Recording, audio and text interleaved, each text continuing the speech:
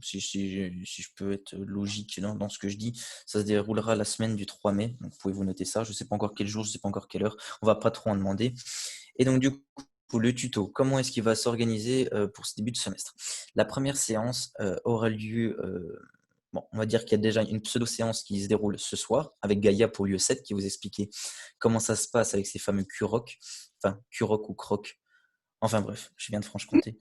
Et donc du coup, alors ce S2, il commence la semaine prochaine, le vendredi prochain, directement avec de l'UE7. Non, l'UE5, pardon. L'UE7, du coup, c'est pour aujourd'hui. Et donc l'UE5, la semaine prochaine, vendredi prochain. On vous présentera en fait les différentes UE. Pour le moment, vous pouvez faire un screen si vous voulez de ça, mais on vous le rebalancera sur le groupe Facebook. Donc vous pourrez avoir accès à ces dates. Donc UE5, UE7, UE6, USP2 et USP4. L'aspect 2 est en aspect médecine, l'aspect 4 est en aspect pharmacie. Voilà comment ça va se passer. Le programme, pour le moment, il ne s'étale pas plus loin que la semaine de vacances que nous, on a et que les passes ont.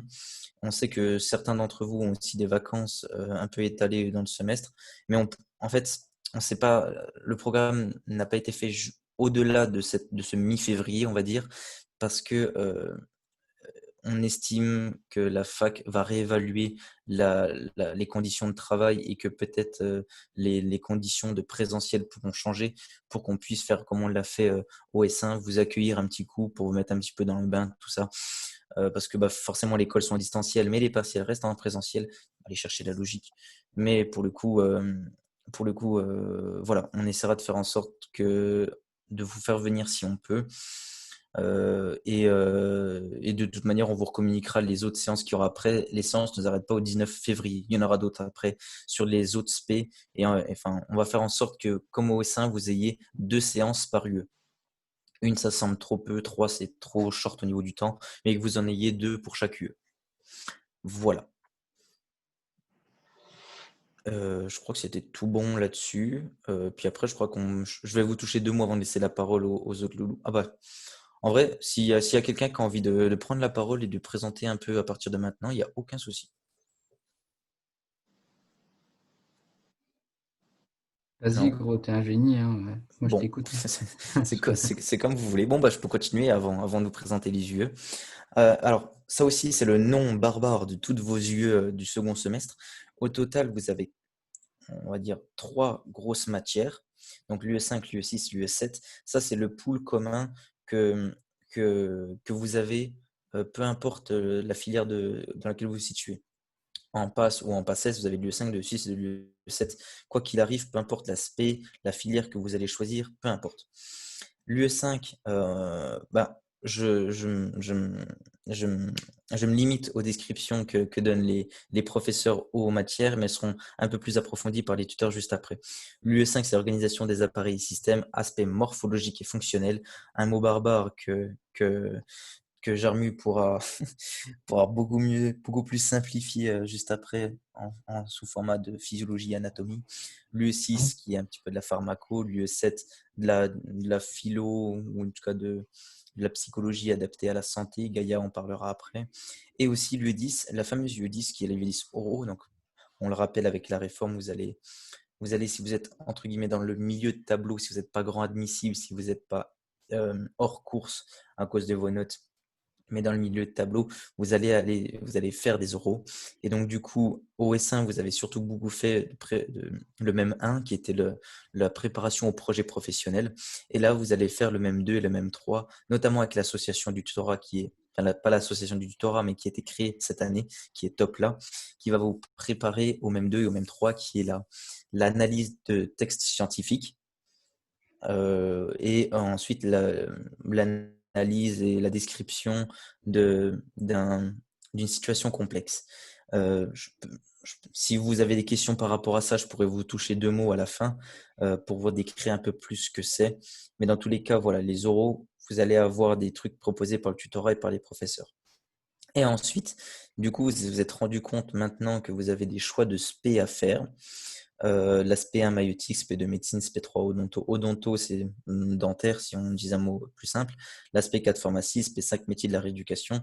La métier de la rééducation qui couvre l'ergothérapie, la massokinésithérapie et ergothérapie Psychomotricité. et psychomotricité, exactement. Ça m'échappe.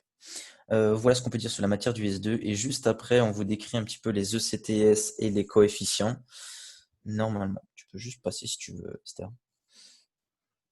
Alors, ça aussi, vous pouvez le prendre en screen si vous voulez. Après, ça, on essaiera de vous mettre à disposition toutes les informations qu'on donne ce soir. À différencier, on le rappelle, les coefficients des ECTS, c'est pas du tout la même chose. Les ECTS, c'est les crédits, ce qu'on appelle les European Credits TS, je sais pas trop ce que c'est. Mais en tout cas, c'est les crédits qui vont vous être accordés pour pouvoir passer en L2. Auquel cas, voilà les ECTS. Mais par contre, les coefficients pour les notes euh, de différentes manières, de différentes matières, différentes spé, sont différents des ECTS. Auquel cas, pour le moment, lorsque vous êtes, par exemple, vous voulez passer le concours maïeutique, enfin l'examen maïeutique, c'est plus un concours, l'examen maïeutique, vous allez avoir des coefficients différents de la médecine, de la pharma, de la SPMR, enfin peu importe. Suivant d'abord surtout les spécialités que vous allez prendre, mais aussi le gros bloc, comme je vous l'ai dit juste avant, UE5, UE6, UE7. Ça change surtout pour la pharma et la spécialité métier de la rééducation. Voilà ce qu'on peut dire. À souligner qu'en fait, lorsque vous vous inscrivez à un examen, par exemple la médecine, et que vous en prenez deux, vous décidez de prendre SP1 maïeutique et SP2 médecine, et ben en fait, vous vous rendez compte sur le tableau que l'on a un trait au croisé entre médecine et SP1. En fait, ça veut dire que lorsque vous allez vous avoir votre classement pour la spécialité médecine, ne sera pas pris en compte la note de votre SP1, ne sera pris en compte que la note de votre SP2. Parce que du coup, vous allez avoir un classement pour chaque spécialité. La personne qui aura passé l'examen médecine sera classée qu'avec des gens qui auront pris spé médecine et uniquement spé médecine. Par contre, vous aurez pu prendre spé médecine, vous aurez un classement que pour la spé médecine, mais aussi pour une spé maïeutique. Voilà, c'est ça en tout cas la différence qu'il y a. À noter aussi que pour le choix de filière métier de la rééducation, donc la colonne tout à droite, vous avez une SP5, donc la SP5 qui est la spécialité métier de la rééducation, qui aura un coef un peu plus grand, un 2,5. Donc n'hésitez pas à poser vos questions si vous en avez là-dessus. Ça, c'est les coefs et les ECTS que vous pouvez retrouver dans les MCC, quoi. MCC qui est modalité de contrôle des connaissances. Voilà, donc je laisse la parole à Théo pour la présentation de l'UE5. Merci. Alors, l'UE5, cette année, est divisé en une partie d'anatomie et une partie de physiologie. Donc, des choses qui vont se compléter, mais qui sont quand même deux matières qui diffèrent pas mal. Donc, notamment sur comment aborder les cours, etc. Donc, ça, vous allez bien le voir et vous l'avez peut-être déjà vu si vous avez attaqué les vidéos. Donc, ça se rapproche, mais on n'est pas tout à fait dans le même truc parce que c'est pas les mêmes matières. Voilà, si tu peux passer à la diapo suivante. Donc là, vous pouvez prendre un screen si vous voulez. C'est votre programme complet en anatomie, donc pour le 5. Donc avec les dates à laquelle sortent les cours. Donc KT 11 janvier, normalement, c'est déjà sorti. Et le 18 janvier sortira les anatomies topographiques et ostéologie du membre supérieur et inférieur. Donc ça, il faut savoir que ce sera des grosses parties quand même, qui prendront quand même quelques heures pour les deux dernières du 18 janvier. Là. Et je me suis gouré sur la date de la première colle, c'est bien le 22 janvier. Et on a fait le choix de mettre tout ce qui était déjà sorti pour la première colle. C'est possible, et il y aurait de fortes chances que vous n'ayez encore pas tout vu, mais c'est pas très grave. Venez quand même, participez, faites sur ce que vous avez vu. Et l'essentiel, c'est qu'après, vous pourrez retrouver cette colle quand vous aurez tout vu, la refaire, vous refaire une note, un truc et voir une progression. Donc ça, c'est votre programme d'anatomie. Je ne vais pas le détailler en entier. Vous pouvez poser vos questions à la fin, bien sûr, si vous en avez. Et la partie physiologique est juste après. Donc voilà, vous avez 4 cours. Donc les 3 premiers sont déjà sortis. Et il en restera un le 18. Donc pareil, je me suis gouré sur la date de la colle. Donc la colle rassemblera anatomie et physiologie. Et ce sera pareil pour la deuxième colle du E5. Donc voilà, ce sera difficile de voir tous les cours avant le 22, mais Mais faites comme vous pouvez et je sais que vous avez d'autres obligations et vous pourrez la refaire à l'occasion. Pareil que là, vous pouvez screener, ce sont les cours qui ne vont pas changer. Et diapo d'après, s'il te plaît. Voilà. Donc vous allez avoir un volume horaire d'une 10-15 d'heures. C'est difficile à évaluer parce que en vidéo, des fois, les profs raccourcissent, rallongent un peu par rapport au temps qui est prévu en cours en horaire. Donc, un petit point, attention, c'est comme les cours sont faits sous forme de vidéo, il y a certains cours qui vont changer par rapport à la version qui est faite en présentiel par les professeurs. Donc, je parle de ça notamment pour si vous avez récupéré des anciens cours de PACES.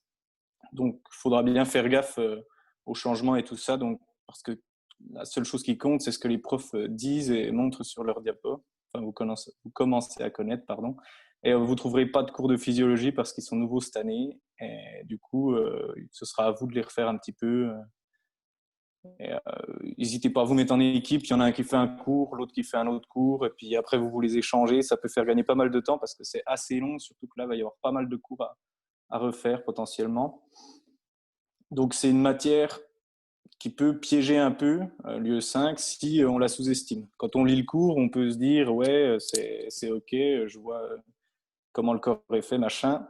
Mais si vous ne poussez pas un peu, quand vous allez arriver devant une question, vous allez complètement bégayer parce que vous ne vous souviendrez plus trop exactement de ce que le cours parlait.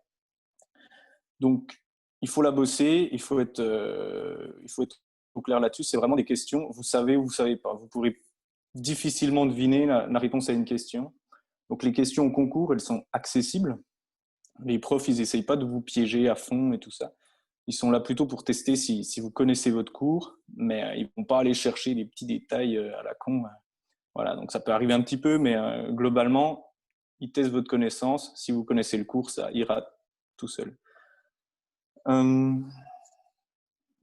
J'insiste sur le premier cours d'anat et le premier cours de physio parce que c'est vraiment les deux cours qui posent la base de tout le reste. Donc, et notamment pour le premier cours d'anat, il donne beaucoup de mots de vocabulaire, beaucoup de référentiels, beaucoup d'infos. Il est vraiment dense en information, mais il faut vraiment le maîtriser avant de passer à la suite parce que sinon, vous allez un peu galérer quand il va parler de notions dans les cours d'après et ça sera un peu du temps de perdu, quoi. C'est pour ça, bossez bien ces deux premiers cours, les introductions à l'anatomie et les introductions à la physiologie, parce qu'après, ça va aller tout seul. Il y aura beaucoup de redites de ces cours-là. Ces cours-là, ils ne sont pas très importants en soi en termes de questions, mais si vous ne les bossez pas, ce sera quasiment impossible de pouvoir apprendre correctement et simplement la suite. Voilà, donc il n'y aura pas de dés ni par les profs ni par le tuto. Vous vous en rendrez très vite compte en faisant des QCM et en regardant les cours qu'il n'y a pas tellement besoin. Et pour réussir dans cette matière, il faut s'entraîner à faire des QCM beaucoup parce que les questions reviennent globalement souvent. Les pièges aussi. À force de faire des QCM, vous vous rendrez compte que les pièges reviennent. Et c'est en faisant des QCM, beaucoup dans cette matière, qu'on progresse. Donc, il faut connaître son cours, évidemment, mais en faisant des QCM, on acquiert un certain automatisme et on arrive à bien visualiser en se posant des questions dans sa tête, visualiser ses cours, les schémas, des trucs comme ça. Donc c'est une matière où il faut pas mal s'entraîner en QCM. Voilà, donc si vous avez des questions là-dessus, X ou Y, n'hésitez pas à les poser à la fin ou maintenant. Voilà. J'ai fait le tour normalement. Pour le moment, j'ai pas de questions. Je te redonnerai la parole si Ouais. s'il y en a, pardon. Voilà, à la fin, ouais. Mais Bah, je sais pas, j'ai envie de le mettre dessus. non, mais il est bien, il est bien. Bah, du coup, on passe à l'UE6. L'UE6, c'est la pharmacologie. C'est donc en gros, ça va être. Vous allez faire plusieurs types de cours. Vous allez faire de la pharmacodynamie. Ça va être l'étude des récepteurs et des différentes molécules et de la façon dont ça se fixe et tout ça. Avec les agonistes, les antagonistes, vous allez voir avec une professeure qui s'appelle Demougeot. Madame Demougeot, ses cours ils sont un peu étranges. Il y a beaucoup de redites par rapport au premier semestre, par rapport à Monsieur Prétet. Vous allez voir, il y a énormément de choses en commun. Mais du coup, ça fait que les cours ils sont un peu plus faciles à appréhender. Et c'est vachement bien parce que du coup, ça fait que la base, vous l'avez déjà et vous n'avez plus qu'à comprendre ce qu'elle ajoute. Et du coup, vous allez voir, c'est des cours qui ne sont pas très difficiles normalement. Ensuite, vous allez faire de la pharmacocinétique avec Monsieur Muret. La pharmacocinétique, c'est tout ce qui se passe une fois que le médicament il est entré dans le corps. Ça va être toute la partie métabolisme, comment j'absorbe le médicament, comment je l'élimine et tout ça. Et ça, c'est des cours moi, j'avais beaucoup aimé parce que je trouvais que c'était super concret. Genre, on voyait, ouais, c'était vachement plus, c'était moins abstrait que la pharmacodynamie. En plus, Monsieur Muret est génial, vous allez voir, donc c'est trop cool. Et après, vous avez les cours sur le cycle de vie du médicament par Madame Clairès. C'est une nouvelle prof. C'est une prof qui fait pour la première fois cours. Mais j'ai regardé ses cours et normalement, vous les avez déjà. Et ils sont déjà disponibles. Et ces cours, ils sont plutôt clairs et plutôt concis. Du coup, c'est cool. Vous avez évité Monsieur Daspet. Du coup, je trouve que c'est cool pour vous. Ensuite, le coefficient de l'E6, il va changer selon la spécialité qu'on prend. Si on est en SP 1, 2 ou 3, c'est un coef 1, mais par contre, attention à l'aspect 4, où l'E6, elle est coef 1,5 parce que c'est l'aspect pharma. Et pour les métiers de la rééducation, le coef est de 0,5. Et du coup, la première colle, du coup, au tuto, donc, il y aura 2 colles du E6. Et la première colle du E6, elle aura lieu le 5 février. Et on aura aussi un ED du E6. C'est un ED qu'on fait aussi avec les passes et les passés redoublants. Et du coup, on vous mettra les exercices qui seront communs au LAS. Mais on n'a pas encore, j'ai pas encore les dates. Et ensuite, je regarde juste s'il y a des questions dans le chat. Ah oui, d'accord. Comment on bosse l'E6 ? Donc, l'E6, c'est important, je trouve, de comprendre. Surtout qu'on a rencontré les professeurs qui vous feront cours cette année avec Nathan, le référent de l'E6. Et ils nous ont tous précisé, particulièrement Madame de Mougeot, que les questions de cours, ce serait de plus en plus rare et que ce serait plutôt des questions de compréhension. Et du coup, ça veut dire que nous, on va vous entraîner à ça. C'est-à-dire qu'elle estime que votre cours, vous le savez. Et du coup, elle va servir des bases qui sont dans le cours pour vous faire réfléchir sur des cas pratiques ou des choses comme ça. Et du coup, ça va être… déjà, vous allez voir, ce sera beaucoup plus agréable que se faire interroger sur des questions de cours. Mais c'est aussi une habitude qui va être à prendre. Du coup, on va essayer de bien vous y entraîner. Du coup, ça va vous demander pas mal de logique et c'est pour ça qu'il faut vraiment comprendre le cours. Du coup, n'hésitez pas à poser vos questions parce que ce sera beaucoup plus simple derrière. Et l'UE6, c'est une matière qui est réputée comme étant pas très difficile. Et c'est vrai, je pense que c'est pas très très dur, mais par contre, je pense qu'il faut pas la laisser de côté parce que du coup, vu que c'est une matière qui est plutôt facile, elle est plutôt bien réussie. Du coup, la laisser de côté, c'est dommage parce que ça va vous faire perdre des points et vous serez peut-être moins bien classé. Et en plus, c'est une matière qui, si on prend le temps de s'y mettre, est super intéressante. L'année dernière, nous, on avait encore des cours d'histoire du médicament et tout ça qui étaient intéressants, mais qui étaient pleins de par cœur. Vous les avez plus. Vous avez, entre guillemets, plus que la partie cool de l'UE6. Du coup, je pense que ça vaut le coup de s'y mettre et d'en profiter. Et il y a Monsieur Ismaili qui a mis sur Moodle, normalement, le programme des cours. Je ne voulais pas renoter là, mais je vais me baser sur ce programme-là pour savoir ce qui tombera dans la colle du 5 février. Voilà, je crois que j'ai fait le tour. C'est pareil, si vous avez des questions, n'hésitez pas à les poser. Et puis sinon, je vais laisser la parole à Gaïa. Alors, du coup, moi, je vais vous présenter l'UE7, donc SSH, donc c'était Santé, Société, Humanité. Donc, en fait, ça va être des cours que vous allez apprendre qui vont servir pour votre futur métier dans tous les professionnels de santé. Et c'est vraiment, en fait, ça va vous permettre aussi d'acquérir ou de faire travailler votre esprit, entre guillemets. Donc, ça sera la seule unité d'enseignement qui ne sera pas du tout en fait, évaluée que par des QCM. Je vous en parlerai plus après. En fait, elle implique déjà un certain raisonnement. Vous allez réfléchir en apprenant les cours. Bon, ça dépend lesquels, mais il y a certains cours qui poussent à la réflexion. Et ça, en fait, ça pose des grandes questions d'éthique, de morale, etc. Ensuite, donc, il y aura en fait une capacité, il faudra que vous acquérissiez une capacité d'analyse, de synthèse, de raisonnement, parce que il y aura des QROC, donc des questions-réponses ouvertes et courtes. Et en fait, il y a différents thèmes que vous allez traiter, mais donc dedans, il y a la réflexion éthique, il y a tout ce qui est le droit, la déontologie, les bases relationnelles donc d'une démarche scientifique, la relation soignant-soigné, vous verrez bien, et l'histoire des soins, des sciences, vraiment tout ce qui est, c'est vraiment de la culture médicale. Donc c'est en deux grandes parties. Vous n'avez pas la partie environnement comme les passes, mais il y aura une partie sciences humaines et sociales. Donc, dedans, je ne vais pas vous résumer tous les cours, mais il y a la base en épistémiologie. Vous verrez, ce cours, il est assez dense et difficile au début à appréhender. Donc, c'est normal si vous mettez un peu de temps, à l'apprendre. Ensuite, il y aura l'introduction donc, à l'histoire de la médecine, donc avec M. Mercet. Tous les aspects psychologiques, juridiques.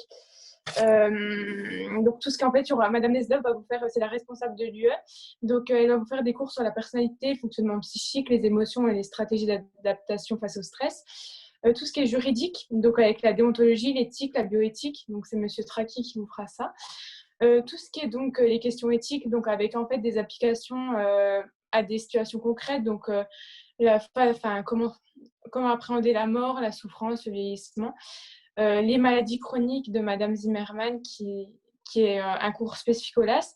Et en santé publique, vous aurez une courte introduction sur les déterminants de la santé. Donc voilà, c'est un programme assez vaste dont je vais vous reparler après. Voilà.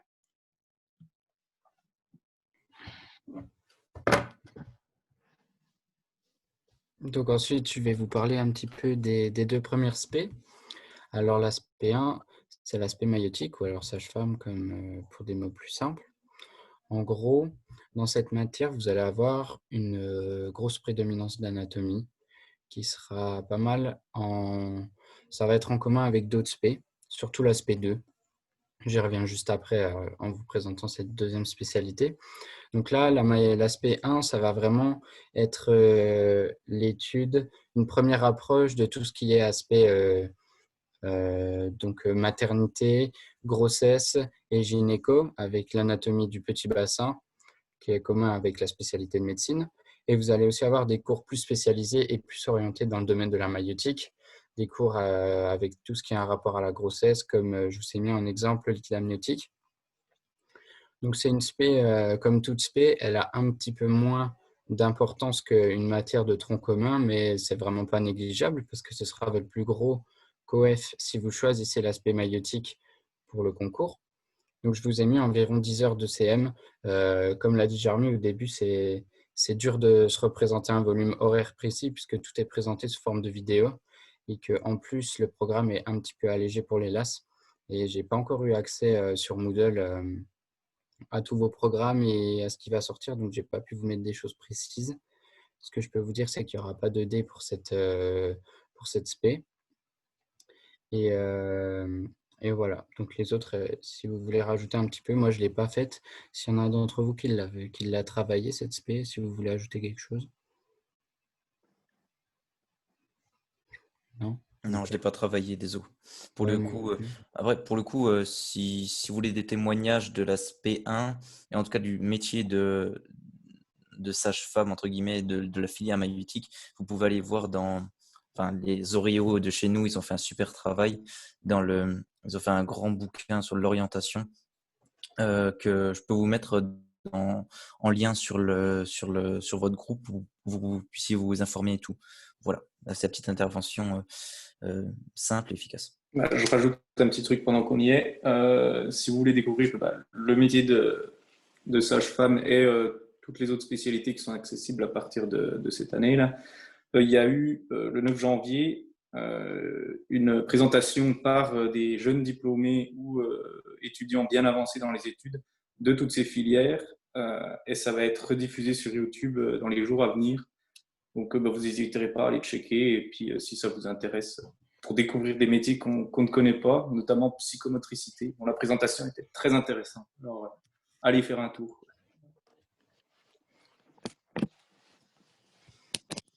Ok, donc je pense que tu peux passer à la suite, Esther. Du coup, cette fois, on arrive sur l'aspect 2. Donc, c'est moi qui vais m'occuper de cette spécialité pour le semestre. C'est la spécialité de médecine. Donc, la spécialité de médecine, elle va regrouper principalement un gros tronc d'anatomie pure et dure qui sera un petit peu en parallèle de l'UE5 que Théo a présenté au début.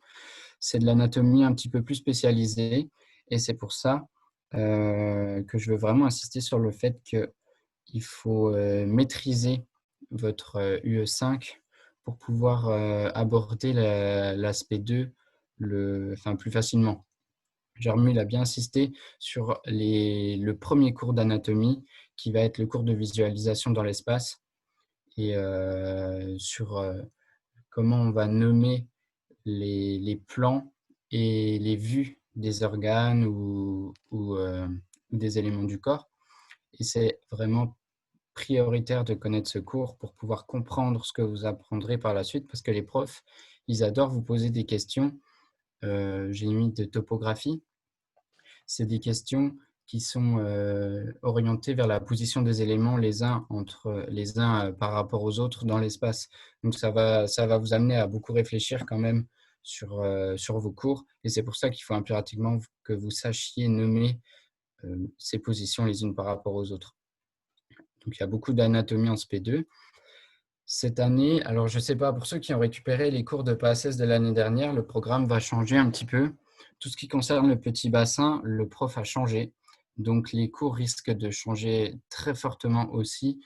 Donc ne vous basez pas là-dessus pour apprendre vos cours. Surtout pas, basez-vous sur les vidéos qui vont sortir ou qui sont déjà sorties. Il y a une partie sur le tronc, vous verrez, donc le tronc, thorax, abdomen, en gros la partie supérieure du corps, la tête et sans les membres supérieurs.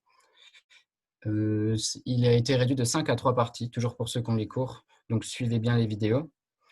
Si vous avez entendu parler de l'aspect 2 de l'année dernière, il y a de l'embryo en fait, mais pour les LAS, vous n'aurez pas d'embryologie cette année, donc ne perdez pas votre temps à vous perdre sur le Moodle des passes, à vous stresser parce que vous voyez des cours d'embryo que vous n'avez pas. Ce n'est pas pour vous, d'accord? Donc surtout n'y prêtez pas attention, pour vous ce sera pas noté normalement. Et pour la tête et cou, j'ai un doute, c'est à revérifier, mais apparemment, vous n'aurez pas la partie tête et cou qui fait partie de l'anatomie.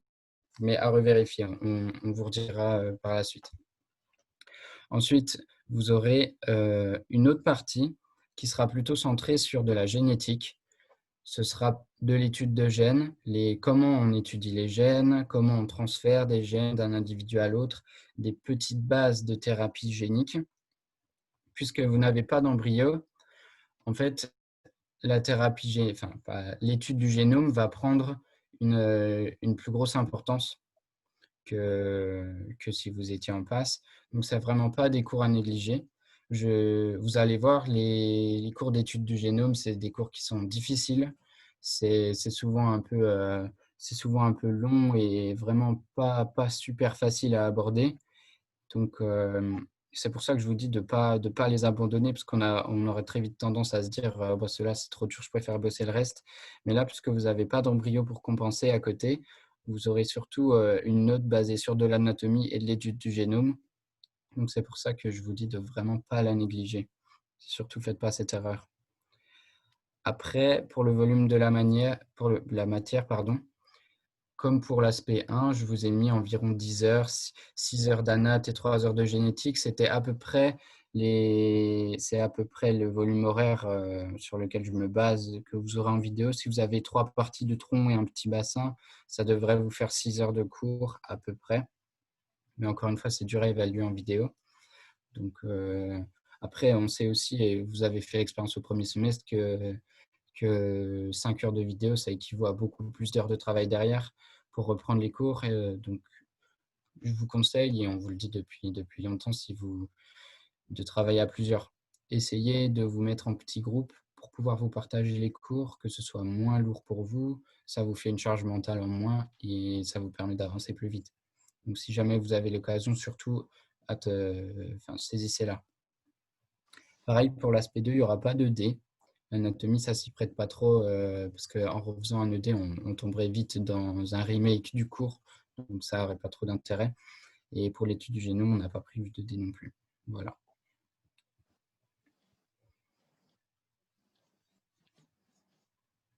Ok, moi, je vais vous causer d'un truc génial que je n'ai pas fait du tout, mais pour le coup, c'est vachement intéressant, c'est l'aspect 3. L'aspect 3, odonto. Alors, l'odonto, donc ce qu'on appelle la dentaire, j'ai fait un truc pour le coup hyper simplifié. Comme vous pouvez le voir, j'ai pas poussé très loin, mais je voulais pas vous baratiner avec des histoires d'heures de cours, de trucs comme ça. Mais alors, c'est peut-être à tort, mais en tout cas, c'est juste pour vous expliquer en quoi ça consiste et ce que vous allez étudier dans cette spécialité. Au programme, c'est essentiellement tout ce qui est tête et cou. Enfin, vous le comprenez, comme on est dentaire, on ne va pas étudier le pied, c'est complètement con.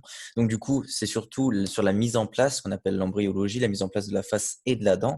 C'est pour ça que vous allez avoir surtout des cours mutualisés. Comme on a dit, vous allez avoir le tête et cou en anatomie. L'aspect 3, ça se prête tout à fait à être mutualisé avec ces cours-là de tête et cou, complètement. Mais aussi de la mise en place de cette tête et cou. Donc, c'est-à-dire de comment ça fonctionne quand vous êtes dans le ventre de votre daronne. Globalement, c'est ça. La morphogénèse de la face et de la dent, c'est à la fois le processus, donc tu as l'embryologie de base et la morphogénèse qui prend à la fois l'embryologie, mais une fois que tu es né, comment ça se passe? L'embryologie ne va pas après ces dates limites où tu nais, quoi.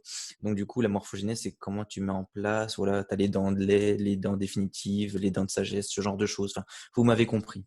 Bonnes dents de sagesse qui font bien, bien mal quand même. Et l'histologie de la dent, l'histologie, c'est l'étude des tissus. C'est l'étude des tissus, c'est ce que ça veut dire si on fait la base étymologique. C'est en gros comment est-ce que c'est constitué, de quel type de cellules, comment est-ce que elle est construite, si vous voulez, à l'échelle cellulaire. La morphologie dentaire, j'ai fait une petite coquille, morphologie dentaire. La morphologie, c'est différent de la morphogénèse. La morphogénèse, donc morpho et génèse, c'est comment l'apparence, la constitution se crée, comment est-ce qu'elle évolue. Et plutôt la morphologie, c'est l'étape, on va dire, voilà, à tel âge, elle ressemble à ça la dent. Et on va dire, voilà, à l'étape adulte, elle n'évolue plus trop. Donc, voilà à quoi elle ressemble. La morphologie, c'est, vous savez que vos dents de sagesse, elles ont une forme différente que les canines, que les incisives, etc. Ensuite, la physiologie de la salivation, de la déglutition, c'est toute la physiologie de, voilà, la physiologie, c'est un peu comment ça se passe dans votre corps. Donc, c'est tout ce qui est lié, encore une fois, à la partie supérieure. C'est comme si, pour le coup, vous coupiez ici, là, au-dessus des épaules et on étudie que ça. Pour le coup, vous étudiez pas ça là. Enfin, pas moi en particulier, du coup. Et ensuite, du coup, l'immunologie. L'immunologie, parce que vous allez voir que tétécou, enfin, au niveau de la cavité buccale, de ce genre de choses, c'est extrêmement riche en tonsilles, en système immunitaire qui vous protège en fait des bactéries, des virus extérieurs. Et ça a vachement tendance à s'inflammer, notamment dans certaines pathologies, mais ça, on n'ira pas plus loin.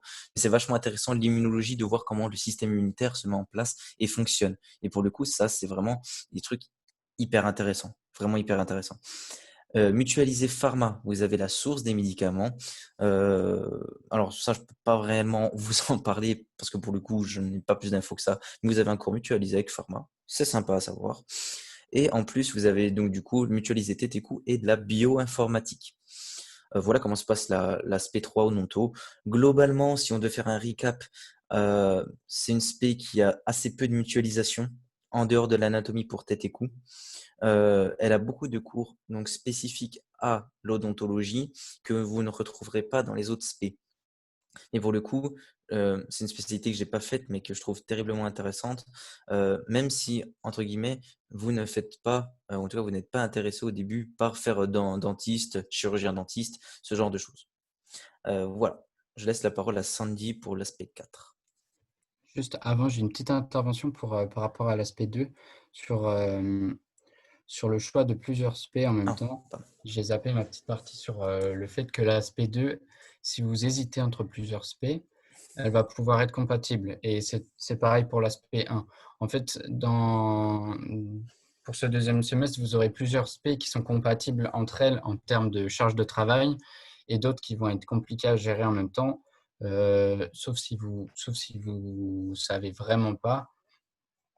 Pour vous expliquer, en gros, les spé 1, 2, 3 et 5 ont tout un tronc commun d'anatomie donc ça va être des cours qui seront en commun. Théo vient de le dire sur le tête et cou pour odonto, petit bassin pour maïotique et pour kiné. Donc voilà, c'est pour ça que ces spé, si vous choisissez de les travailler ensemble, eh bien, les unes par rapport aux autres, elles ne vous rajouteront pas tant de travail que ça. À côté, on va trouver l'aspect 4 que Sandy va vous présenter tout de suite, qui est un petit peu différente des autres spé parce qu'elle va avoir aucun cours en commun. Donc, si vous hésitez, ça va être, si vous hésitez réellement et que vous ne savez pas si vous voulez pharma ou médecine ou pharma ou maïeutique, vous pouvez très bien choisir les deux spé. Ce qu'il faut bien comprendre, c'est que l'une et l'autre ne se superposent pas, donc ça vous rajoutera une grosse charge de travail qu'il va falloir pouvoir assumer pour le deuxième semestre. C'est à ça que je voulais faire allusion. Donc Sandy, elle va vous présenter l'aspect 4 tout de suite, vous allez voir un peu à quoi ça ressemble. Voilà, je te laisse la parole. Bon, du coup, je vais déjà commencer par vous présenter le contenu parce que le reste, ils ont déjà bien expliqué le principal.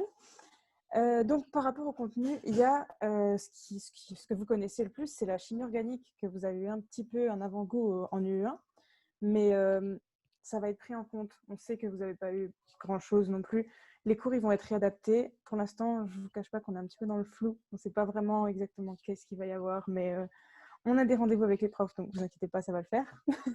Ensuite, pour la galénique, c'est tout ce qui est la mise en forme des médicaments. Donc, c'est beaucoup une matière calculatoire. Il y aura des exercices, sous forme de QCM toujours, mais ce sera surtout des exercices. En plus, Pelker, il aime bien interroger les gens pendant les cours. Donc, ce ne sera pas trop un cours barbant comme on a l'habitude juste d'écouter. Il fait des ED aussi. Il fait une partie justement de réglementation que j'ai mis après sur tout ce qui est les ordonnances. Arrêtez de me déconcentrer. Tout ce qui est les ordonnances, la réglementation, voilà, au niveau des médicaments, qu'est-ce qu'on peut délivrer avec ou sans ordonnance, sous combien de temps, à qui, gratuitement, pas gratuitement, enfin voilà, tout ce qui est l'aspect réglementaire. Ensuite, une partie de cinétique chimique. Ceux qui sont en licence de physique-chimie, je pense que ça vous parle. Ça va être tout ce qui est la demi-vie des médicaments, comment le devenir du médicament dans l'organisme. Et puis, une partie sur les sources des médicaments. Donc, comme on disait tout à l'heure, sur l'aspect dentaire. En fait, ça va être, du coup, là, j'ai mis les petites molécules à côté. C'est justement, Théo, la partie où on va associer la structure de la molécule à la source. Donc là, ça va être des petits mots latins très sympas à apprendre. Avec la famille de la plante, la partie extraite, le nom d'un médicament qui est en rapport. Enfin, voilà. Moi, j'ai fait des puzzles pour, pour l'apprendre. Mais bon, chacun sa technique. Ensuite... On est de ces bâtards. Aidez-moi. J'ai honte. Mais non, t'es meilleur. Non, mais arrêtez, mais derrière, vous n'avez pas le son, mais j'ai honte. Bref, pour le volume horaire de l'aspect pharma, c'est environ 12 heures de CM, peut-être un petit peu moins.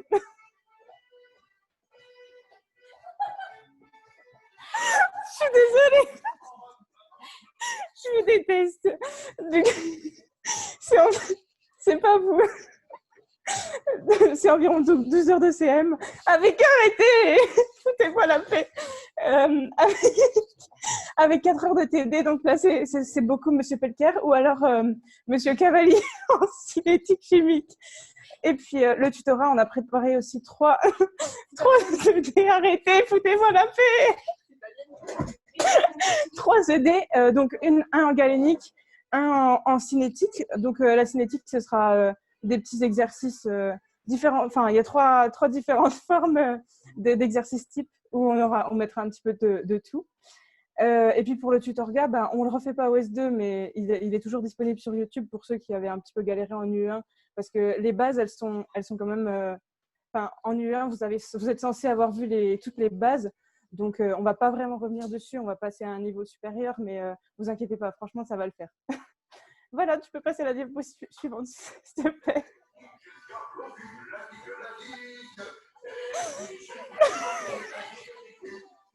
J'ai honte, je suis désolée. Donc du coup, ensuite, le programme, donc, comme je disais, il va être adapté surtout en chimie organique. Après, voilà, comme certains avaient été avantagés au S1 pour certaines matières, là, vous allez être... Il y en a d'autres qui vont être avantagés par rapport à leur licence. Vous verrez bien de vous-même. Et puis, de toute façon, comme on disait, le S2, il est beaucoup plus intéressant que le S1.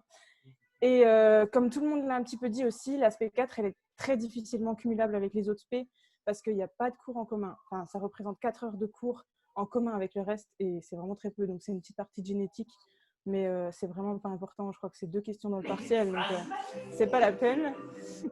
Il y a donc pas mal d'exercices en galénie, en cinétique et en chimie organique. Je les déteste. Et donc voilà, vous pouvez mettre moins fort pour de vrai. Pour de vrai, mettez moins fort, je ne m'entends même plus parler. Donc oui, l'UE5, tout ce qui est partie anatomie, physiologie, ne la délaissez pas. Mais COEF 05, on est d'accord que ce n'est pas la matière que vous allez bosser le plus. Et l'UE6, donc tout ce qui est pharmacologie, évidemment que c'est plus important et qu'il y a un COEF plus important. Donc s'il y a vraiment 2 matières à privilégier quand on choisit l'aspect 4, c'est l'aspect déjà parce qu'elle a un plus gros COEF que le reste. Et l'UE6 parce que c'est vraiment pareil, des bases à comprendre et puis qui vont toujours être utiles dans les années sup. Et j'aimerais bien juste dire un petit truc aussi, c'est que l'aspect 4, c'est pas le déchet. C'est pas l'aspect qu'on prend par défaut parce que certes, c'est peut-être la plus facile à avoir en PACES, en LAS pour vous, mais par rapport au numérus, je parle.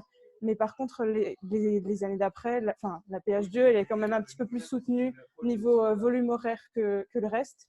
Mais c'est vraiment, il y a plein de métiers qui sont accessibles par la filière pharma. Donc, venez en pharma, ne me laissez pas toute seule. Voilà, je pense que j'ai fini.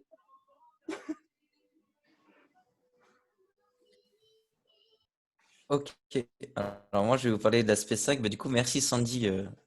Va calmer les animaux qui sont derrière. Ils sont incroyables. Alors pour le coup, alors je vais vous présenter l'aspect 5. L'aspect 5, c'est l'aspect métier de la rééducation. Encore une fois, je fais hyper synthétique. C'est juste pour vous présenter un petit peu en quoi ça. Yes, il y a un homme nu derrière. Ok. Putain. Cours mutualisé médecine, donc c'est beaucoup de l'anatomie en fait.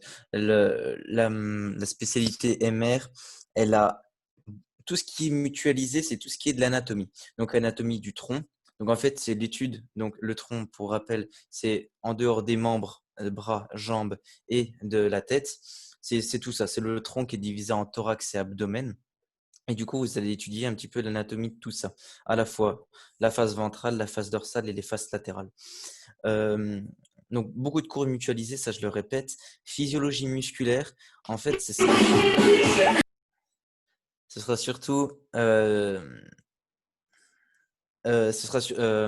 comment marche le muscle, les protéines, les molécules, tout ce qu'il y a dans le muscle pour le faire fonctionner. Voilà, c'est la physiologie musculaire de comment, de ce qu'il faut pour pouvoir produire de l'énergie en passant par l'ATP, ce genre de choses.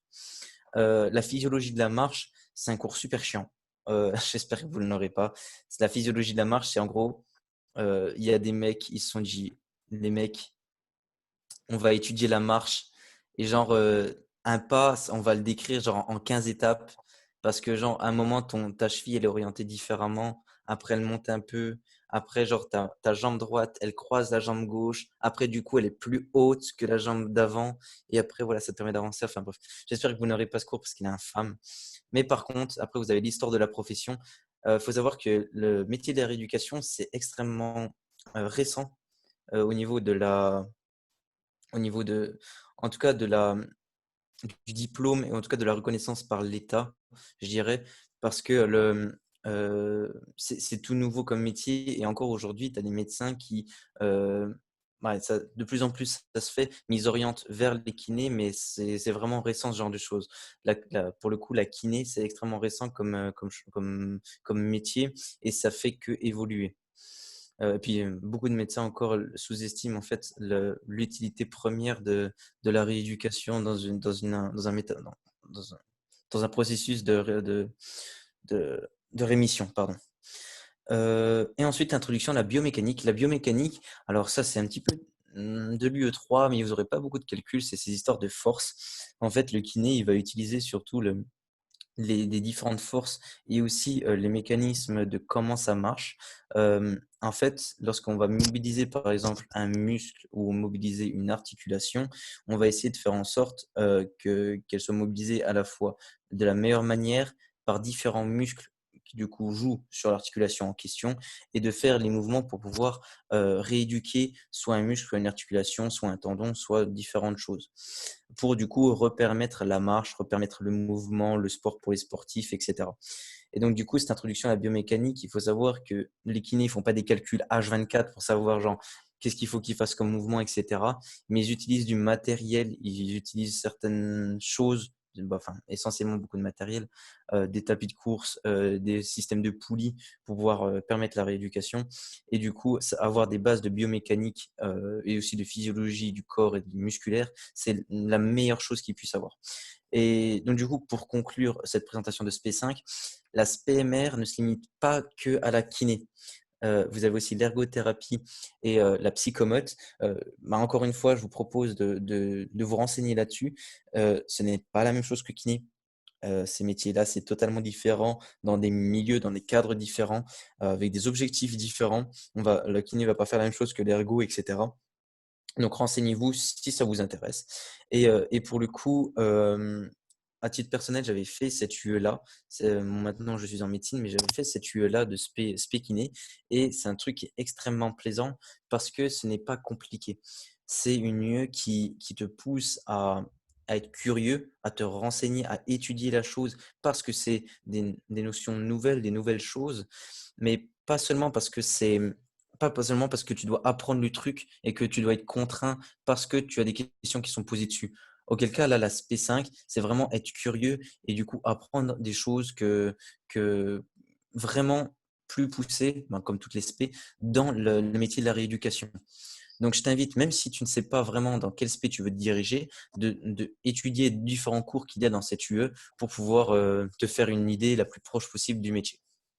Voilà ce que j'avais à dire.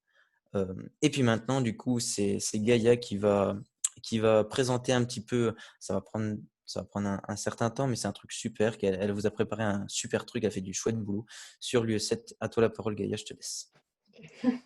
Donc là, je vais vous parler un peu de la méthodologie parce que comme je vous ai dit, en fait, c'est une matière où ça va changer par rapport à votre année l'ADLAS. En fait, il y aura aussi des QROC, donc des questions rédactionnelles. Alors, en gros, donc comme je vous ai dit, voilà, ça ne va pas être évalué que par des QCM. Normalement, il y aura à peu près moitié-moitié pour l'instant. Donc, alors, ça instaure un certain changement. Donc, certes, c'est bien, c'est varié, vous allez apprendre de nouvelles choses, vous allez voir, les cours sont super intéressants, mais il va falloir aussi apprendre de la variation parce que quand on fait une année que des QCM, on peut perdre certains automatismes que vous aviez en terminale, peu importe, quoi, ce que vous aviez avant. Et en fait, il va plus falloir réfléchir en mode robot, il va falloir réapprendre à rédiger, etc.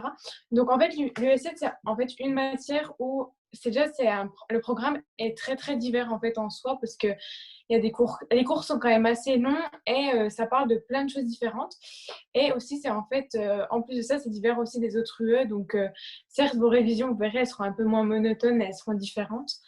Mais ça implique quand même un sacré travail. Donc, du coup, comme je vous ai dit, les cours sont assez conséquents, le programme est vaste. Donc, déjà, moi, ce que je vous conseille, c'est en premier lieu de s'intéresser aux cours pour en comprendre déjà les enjeux, pourquoi le prof il fait le cours.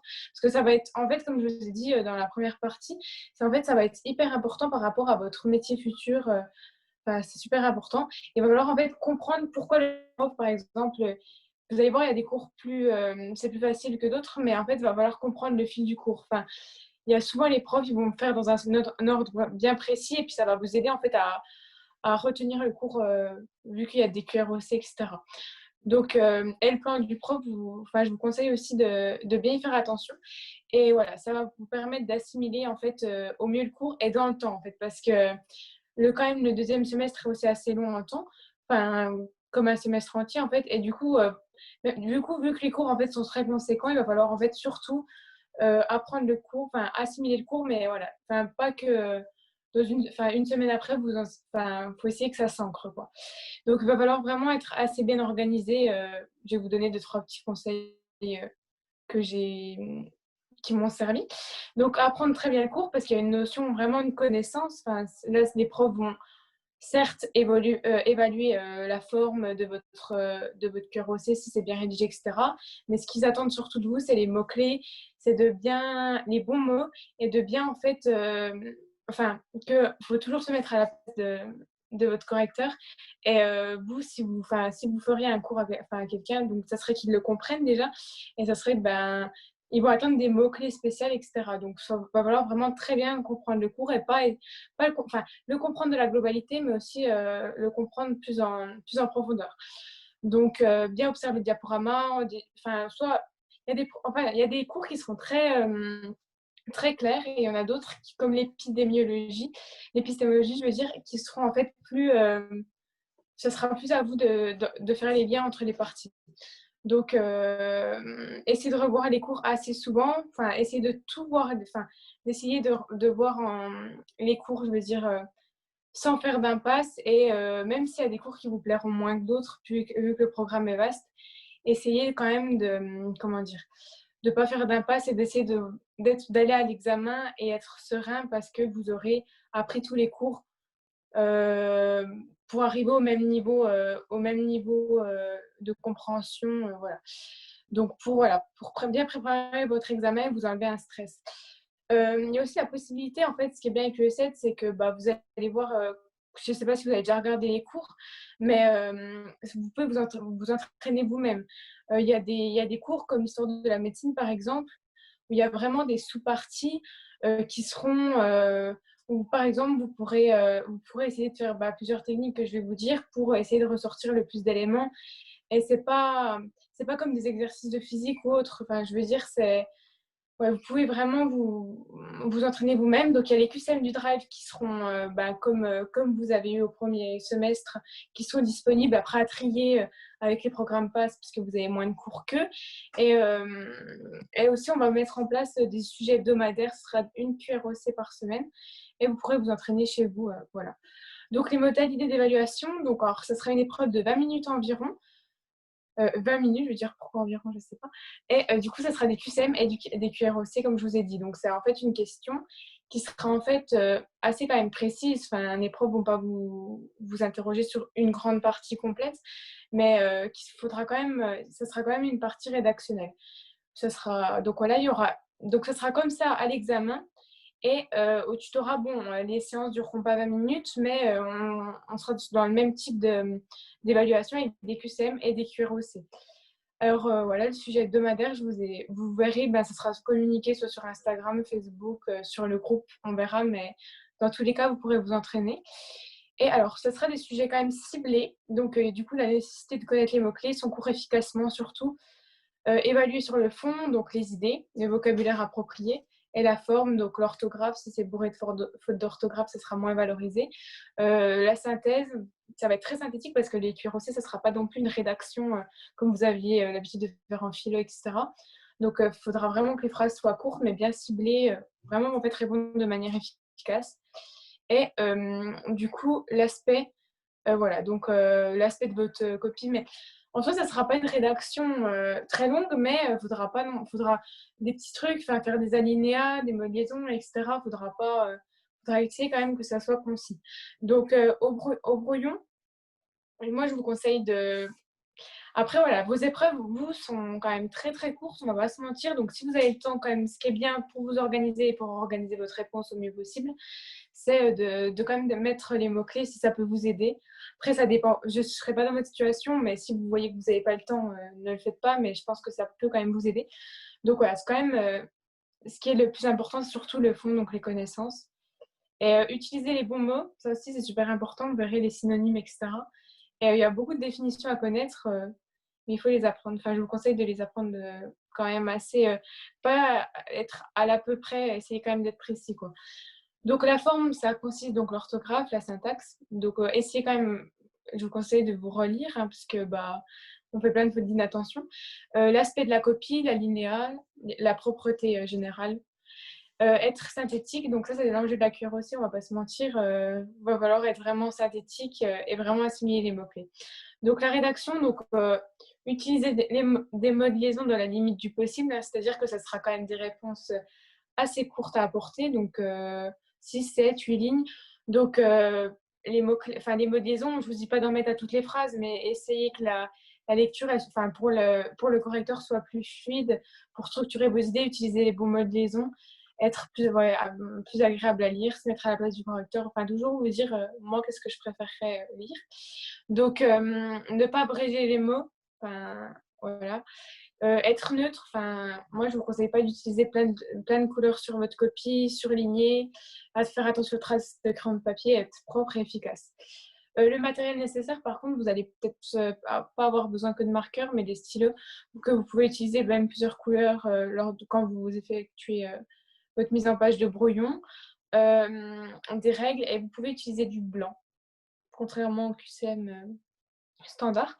Nécessité, j'ai mis montre plus, parce que on va pas se mentir, vous allez avoir 20 minutes d'épreuve, ça va être quand même des temps c'est quand même des très petits temps, donc pas perdre de temps, et là vous êtes à la minute, donc faire bien attention au temps.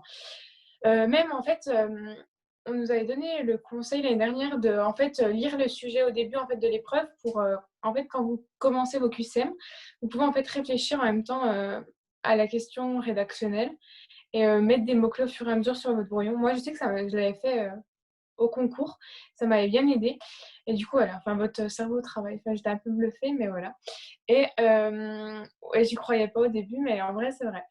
Au long cours, du coup, alors ce que je vous conseille, c'est la nécessité de s'entraîner plus, puisque c'est pas que des QCM, donc il faut s'entraîner de façon autonome. Je vous ai dit, c'est possible, par exemple, de vous dire, bah écoutez, la définition là, je l'écris sur ma feuille. Essayer de refaire une sous-partie entièrement, de mettre les mots-clés en évidence. C'est assez simple de le faire. Le tutorat, les QCM, venir au call, c'est super important. Les tuteurs, on va vous corriger vos copies, voilà. Donc c'est toujours un plus de voir, de s'auto-tester et de voir, surtout au début, vu que c'est une matière. Bon, de toute façon, il y a 2 calls, donc je vous conseille vraiment de venir aux 2 calls et puis au partiel blanc. Mais ce que je veux dire, c'est c'est hyper important pour savoir vous remettre en doute sur remettre en doute votre méthode de travail. Et puis faire les sujets hebdo, donc j'ai dit au meilleur moment parce que pour moi, c'est pas productif par exemple, de lire votre cours et juste après faire le sujet hebdomadaire, quoi. C'est vraiment en fait faire soit notre cours avant, ou soit vous le faites en plein milieu de journée, ou pas essayer de le faire juste après. Je trouve que ça peut être, ça dépend dans quel but vous le faites, mais c'est toujours mieux que votre mémoire je trouve que c'est pas efficace de le faire juste après que vous ayez bossé le cours. Utiliser tous les types de mémoire, j'ai mis visuel, auditif quand vous allez écouter les diapos. Voilà, et diviser son cours. Alors moi, je sais que j'avais tendance à diviser mes cours parce que je trouvais que les cours étaient hyper denses. Du coup, je faisais des sous-parties et je trouvais que c'était bien pour pas se mélanger parce que vous allez voir, je crois qu'il y a déjà pas mal de cours de demi. Et vu que c'est quand même très précis, comme je vous ai dit, c'est assez vite. On se mélange assez rapidement sur les mots, sur les définitions éthiques, bioéthiques, etc. Du coup, et puis essayez vraiment de prendre du temps pour analyser le cours en premier lieu. Moi, je sais que je mettais vraiment énormément de temps à apprendre mes cours pour la première fois en UE7. Et essayez de trouver un fil conducteur, ça peut vous aider pour ressortir les idées le jour de l'examen. Alors, donc ma méthode, je vais vous dire 2-3 trucs que je faisais. Alors, c'est non exhaustif, je veux dire, c'est propre à chacun. Moi, ça a marché relativement bien pour moi, mais vous n'êtes pas comme moi, donc je ne sais pas si ça marchera, si vous aurez envie de faire ça. Ça va vous trouver votre méthode, mais je vous la mets quand même en lumière. Du coup, alors tous les jours, moi, je bossais l'UE7 tous les jours. Ça me permettait d'apprendre au mieux et je ne suis pas une grande stressée, mais à l'examen, tu as toujours un stress. Donc, pour moi, je préférais bien le bosser tous les jours pour diminuer mon stress à l'examen. Alors ensuite, essayez, dans la mesure du possible, de prendre du plaisir quand vous apprenez vos cours. Il y a des cours qui seront moins... ça, c'est subjectif, mais il y a des cours qui seront moins plaisants que d'autres. Après, plus vous prenez du plaisir, mieux vous retenez. Ensuite, aller au tutorat, c'est se tester, s'auto-situer et remettre en question sa méthode. Passer du temps. En fait, moi, au début, je passais énormément de temps, je mettais 3-4 heures à apprendre le cours. Et après, on mettait toujours un peu plus de temps. Et au fur et à mesure, vous mettrez moins de temps. Donc, voilà. Ensuite, étudier les parties avec autant de plaisir, possibilité de diviser les cours. En fait, moi, je me persuadais que même si ce n'était pas le cas, je me persuadais que tous les cours étaient intéressants à la même valeur pour pas arriver au concours et me dire ce cours-là, j'ai pas aimé, donc je l'ai négligé. Et puis, parce que là, c'est le coup de stress et puis c'est pas trop... je vous conseille pas. Donc voilà, c'est essayer vraiment de s'intéresser et de se dire qu'il y a des liens et que ça vous servira plus tard. Et voilà. Mais en général, les cours sont très intéressants, mais vous verrez par vous-même. Alors, les QCM sont très importants, mais appréhender alors, la réaction. Alors, moi, j'avais une technique, bon, je ne sais pas si c'est très bien, mais en fait, j'avais une technique du tirage au sort. En gros, je m'étais fait une boîte et j'avais en fait mis plein d'étiquettes dedans, mais vraiment plein de mini sous-parties. Même si les rédactions l'année dernière, en passait, en l'occurrence, c'était plus longue. J'avais mis plein de sous-parties et tout. Et à chaque fin de journée, quand j'ai fini mes cours, j'en tirais 2 au sort. Et après, vu que j'avais fait des tableaux, moi je l'avais fait sous forme de tableau que je vous parlerai après, ça m'avait permis de me dire, comme je les connaissais bien, et même si, par exemple, il y avait une partie que complètement, j'avais pas de mots-clés, etc., ça me permettait de me dire, ce cours-là, tu connais moins que d'autres, etc. Et je lis pas vos conversations. Et du coup, voilà, donc ça me permettait de me situer et puis d'être plus sereine pour le concours. Les fiches de mots-clés, la technique de la feuille blanche, ça peut être une bonne idée aussi en fait, vous avez une feuille blanche et c'est à vous de noter les mots-clés sans aucune feuille à côté de vous, etc. Et ça peut vous permettre de savoir si vous connaissez bien votre cours. Pas d'impasse pour éviter la panique. Les QROC, pas d'improvisation. Oui, alors par rapport au QCM, vous pouvez toujours vous dire, ça reviendra peut-être quand je dirai le QCM, etc. Là, c'est pas possible. Là, vous allez avoir une question. Certes, en lisant la question, ça peut aussi y avoir des éliminations, mais c'est quand même plus compliqué d'appréhender le sujet quand vous ne l'avez pas appris, quoi. Attention à l'orthographe, perte pendant l'année. Alors, oui, vous pouvez faire plus d'erreurs bêtes, donc faire attention. Même si on ne dirait pas, le fait d'être une année de faire que des QCM, c'est chiant. Alors, arrive à l'examen, ça je vous l'ai déjà dit. Donc, se mettre toujours à la place du correcteur. Et moi, j'avais fait des feuilles de tableau avec une idée, le sens global de ce que ça voulait dire, ce que ça démontrait par le cours, et tous les exemples qui illustraient. Donc, c'était super important. Et aussi, ne pas du tout bâcler les autorévisions. Si vous faites une sous-partie chez vous, parce que j'insiste qu'il faut s'entraîner, c'est pas pour si vous faites 10 000 fautes d'orthographe quand vous faites votre sous-partie, ça va pas être utile parce que faut vraiment essayer de se dire d'être dans les conditions de l'examen. Alors là, je sais pas combien de personnes.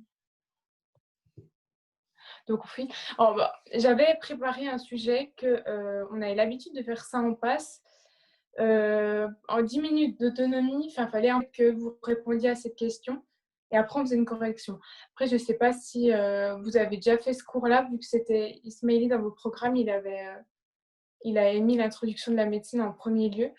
Donc, c'était en quoi Hélène Tossich est-elle une femme qui fait honneur à la médecine? En fait, le but, là, c'est de répondre, d'être dans les conditions d'examen et d'y répondre en une réponse courte et assez précise en mettant tous les mots-clés. Donc, je vous avais dit, je comptais que vous mettiez surtout les mots-clés. Après, pas obligé de rédiger entièrement, c'est comme vous le souhaitez. Pour vous, c'est pas, voilà. Mais en 10 minutes, voilà, c'était ça l'objectif. Donc, je sais pas. Mais du coup, ils l'ont fait. Parce que du coup, on peut le faire, ça, s'ils ont eu le temps de voir le cours. En vrai, ça peut être un bon Normalement, entraînement. c'est un premier cours, donc oui, mais Les loulous, mettez un +1 si le cours, si vous avez fait le premier cours de Mercey, c'est le premier ou le deuxième? Je sais jamais. c'est le premier. C'est le premier cours de Mercey, vous avez eu le temps de le voir et de le faire. Ok, ouais, globalement, apparemment, ils ont le temps de le faire. En fait, l'objectif, ça, c'est vraiment un entraînement. Enfin, pour le coup, tout ce que vous a dit Gaïa juste avant, c'est hyper important parce que c'est comment est-ce qu'il faut bien faire et bien construire votre rédaction, en tout cas la rédaction de votre croc. Et donc, du coup, voilà, ça, c'est typiquement le type de sujet qui peut tomber à l'examen. C'est pour ça que ça peut être ultra utile de vous entraîner même dès maintenant si vous le souhaitez. Voilà. Moi, je te laisse, Gaïa. Du coup, est-ce qu'on leur laisse 10 minutes ou pas?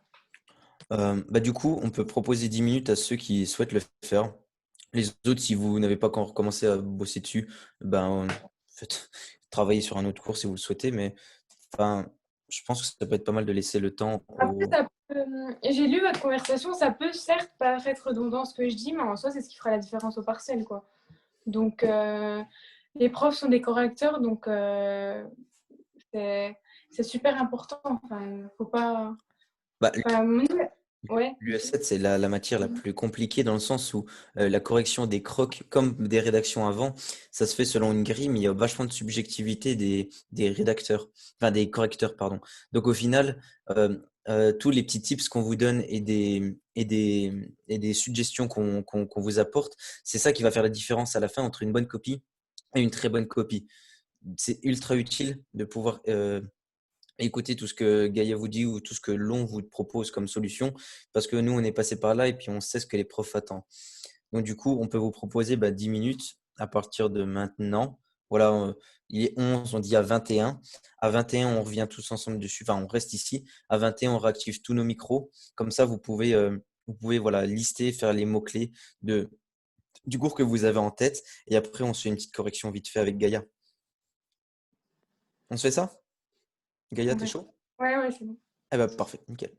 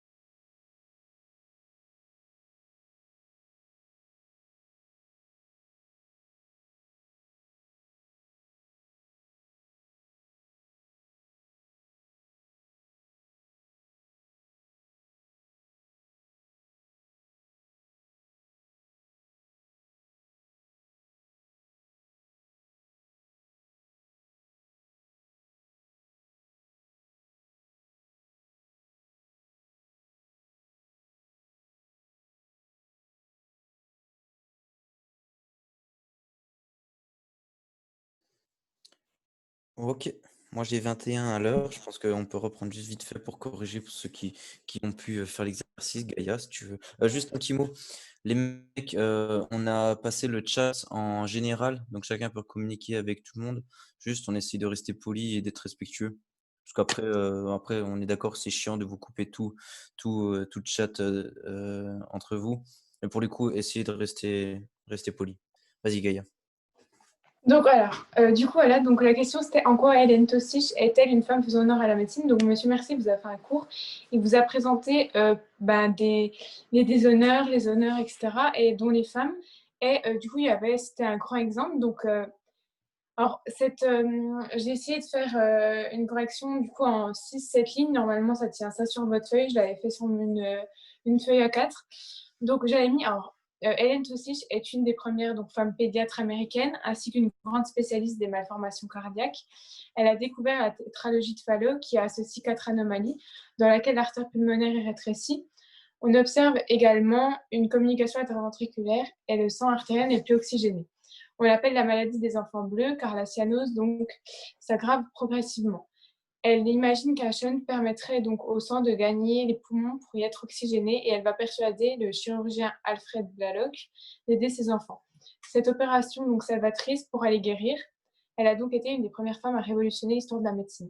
Alors, en gros, ce qui est important là, c'est en fait déjà d'avoir compris en fait les mots-clés et de les avoir en fait assimilés. Normalement, Monsieur Mercier, vous allez voir, ses cours sont super interactifs. Donc, c'est assez facile, entre guillemets, de savoir quels mots sont importants ou pas. Donc, en gros, 6-7 lignes, 6-7 lignes donc, de réponse. Ensuite, du coup, l'importance des mots-clés au brouillon. Je ne vous conseille pas du tout de faire une rédaction, de rédiger votre partie complètement au brouillon. Ça sera une perte de temps, ça ne sert à rien. Alors, les mots de liaison, voilà. Donc, j'ai testé. Bon, on ne peut pas en mettre à chaque phrase. Je trouve ça un peu redondant. Et en plus de ça, vu que c'est une des petites parties, ça tient trop de place. Donc, je vous conseille d'en mettre 2-3 et de bien savoir les utiliser. Ensuite, pas de phrase non plus longue à rallonge. Les alinéas, je vous conseille de faire un alinéa au début de votre partie.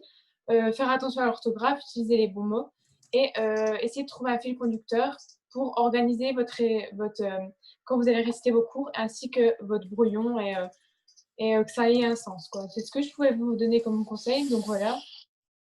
Donc, on va préparer des sujets hebdomadaires. Enfin, c'est en train d'être fini.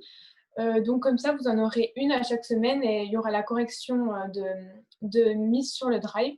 Et comme ça, vous pourrez vous entraîner.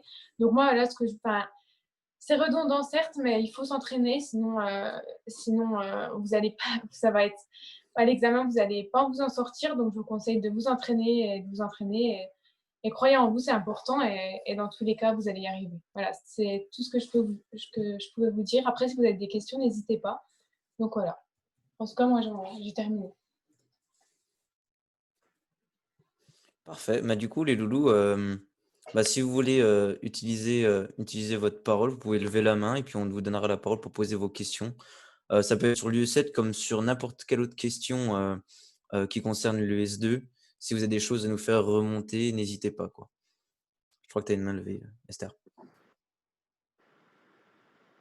Assad, je t'active ton micro, tu peux parler. Yes, vous m'entendez? Oui. Est-ce que vous m'entendez? Oui, on t'entend. Ok. Petite question par rapport au QROC. En fait, nous, vu qu'on a du QCM et du QROC, et que la réponse prend à peu près 6 ou 7 lignes, en gros, on aura une question en fait en QROC finalement. Parce que le temps de la rédiger, de l'écrire ensuite. On ne sait pas le nombre exact de questions, donc on ne peut pas lui dire. Mais après, oui, c'est sûr que si on suit autant, vous n'allez pas non plus en avoir 50. Donc, voilà. Donc, Ouais, oui, une voire deux, quoi. on ne sait pas, mais je pense que, ouais, Ok, ce sera, oui. Il n'y en aura pas, non. super. Merci. De rien.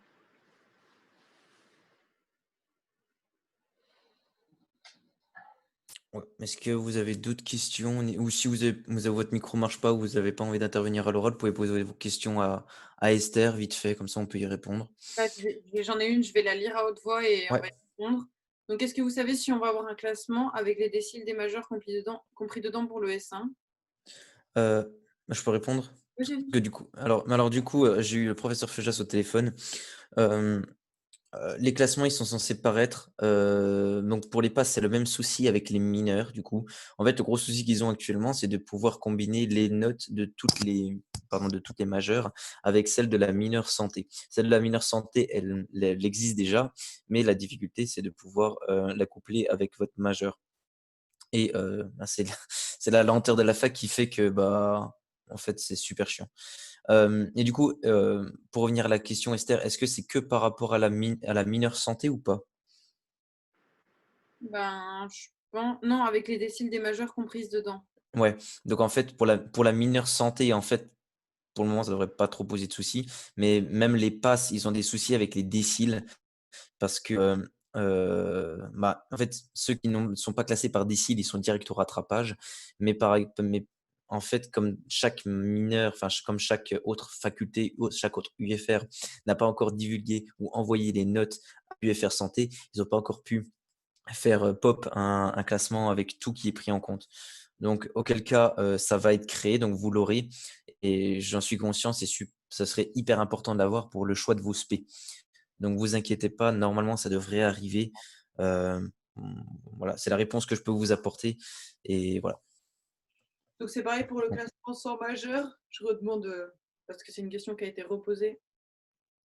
du coup, pour le classement sans majeur, théoriquement, je ne sais pas pourquoi vous l'avez pas encore parce que, le classement sans majeur, enfin, du coup, en prenant en compte que la mineure santé, les notes, ils sont censés les avoir. OK. Donc Mais ils n'ont pas du coup, ben pardon?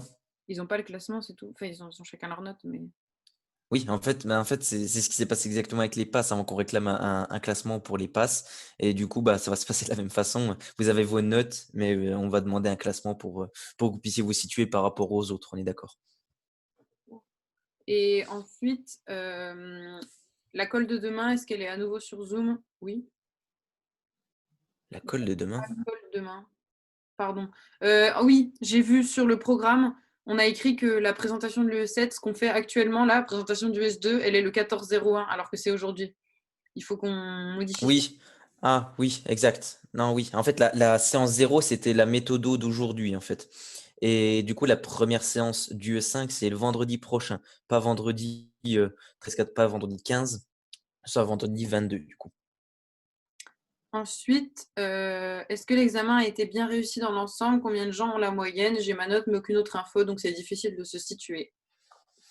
En fait, tout le souci est là. C'est que en théorie, l'UFR est censé nous communiquer et vous communiquer un certain classement avec une certaine moyenne dans, dans la globalité. J'ai fait une demande pour pouvoir accéder aux notes et puis pour essayer de vous faire un retour. Je ne vais pas vous cacher que ce qu'on m'a répondu, c'était affirmatif. Ce qu'on m'a dit, c'était que bon, ils se voilaient un petit peu la face, mais c'était pas fou. On va pas se cacher que vos notes, elles sont pas folles.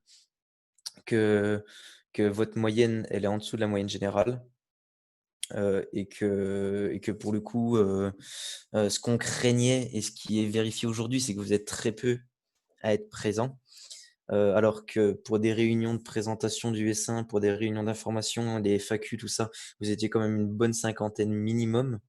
De mémoire, vous étiez minimum 50, ce qui était vachement important et maintenant, voilà, vous êtes une dizaine. Donc, ce qu'on redoutait beaucoup et puis ce qui arrive, c'est l'abandon et qu'il y a beaucoup de gens qui préfèrent se concentrer sur la majeure plutôt que sur la mineure, surtout pour ceux qui sont 60+12 et ce qui est totalement compréhensible. Hem et auquel cas, bah, pour le moment, bah, je crains qu'il y aura beaucoup plus de places libres que que de personnes qui sont inscrits à l'examen. Voilà. Donc est-ce que vous aurez une ordre d'idée de la moyenne, tout ça? Je Ça, c'est encore une fois avec la faculté. Je referai la demande, je vais pas lâcher ça, je suis vraiment super chiant par rapport à ça. Mais je vois le doigt, il y a demain et j'essaierai de voir avec lui, les loulous. Il y en a qui demandent si c'est un bon point pour eux, le fait qu'il y ait pas beaucoup de monde finalement qui soit à cette réunion et qu'il y ait des abandons. Ben, bah alors, bah, si c'est un alors, personnellement pour vous, c'est un bon point par rapport au classement. déjà, c'était pas un mauvais point avant parce que par rapport au nombre de places qu'on vous laissait, au nombre de personnes qui faisaient nos séances, au nombre de personnes qui étaient actifs entre guillemets en LAS, vous aviez pas mal de chances de passer déjà. Maintenant, ben, c'est comme partout. Vous avez entre guillemets des gens pour prendre votre place en moins. Enfin, je déteste le terme de concurrent, mais on peut l'utiliser dans certains cas. Des personnes qui sont du coup en moins, donc vous aurez plus de chances de passer. Et surtout, beaucoup plus de chances de passer si vous voulez une spécialité en particulier. Si aujourd'hui, voilà, on est une quinzaine, mais sauf que les 15 veulent odonto, ça enlève déjà des gens. Je sais pas si vous voyez ce que je veux dire. Donc du coup, pour le moment, bah, le nombre de personnes qu'il y a aujourd'hui n'est pas représentatif. Le nombre qui sera représentatif, ce sera réellement celui qui aura la première séance du E5 la semaine prochaine, où on pourra voir encore le nombre de personnes qu'on aura perdu par rapport au S1. Et je vais essayer aussi d'avoir accès, mais ça, je crois que ce sera plus facile de pouvoir l'avoir. C'est le nombre de personnes qui avaient à l'examen. Moi, j'y étais pas, vous y étiez.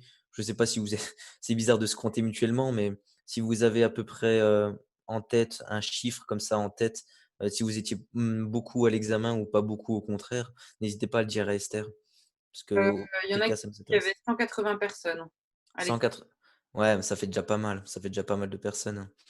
Donc coup, en fait, il y a pas mal d'explications à ça. C'est tout d'abord les bourses.